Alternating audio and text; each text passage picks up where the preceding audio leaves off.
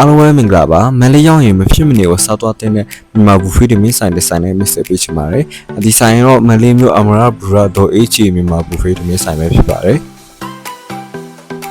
ဟင်းတွေဆိုရင်လည်းဒါအပွဲ20ကျော်နေပါလောက်ရှိရပေါ့နော်ဟင်းတွေကလည်းအများကြီးပဲပေါ့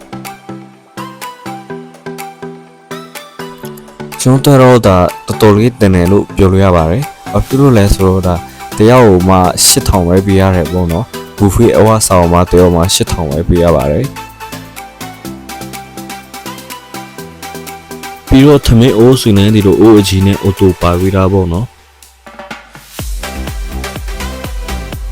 ကျွန်တော်တော့ကြိုက်လားမကြိုက်တာတော့မသိဘူးတပွဲပြီးတပွဲလိုက်ပွဲ share ဆွဲတာပဲ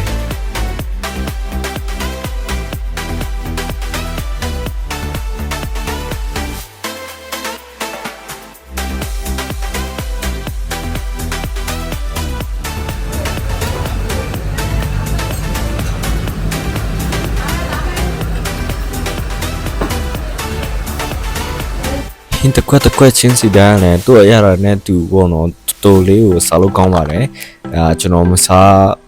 အကုန်လုံးဟင်းတွေကများလို့ပေးရစားရမလားတော့မသိဖြစ်သွားတယ်ပေါ့နော်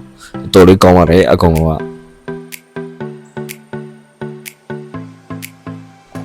မလေးမာတာမြန်မာဘူဖေးသမင်းဆိုင်လိုက်ရှာနေရဆိုတော့ဒီဆိုင်လေးကိုလည်းလာပေါ့နော်လက်ရကောင်းလဲစားချင်တယ်ပြီးတော့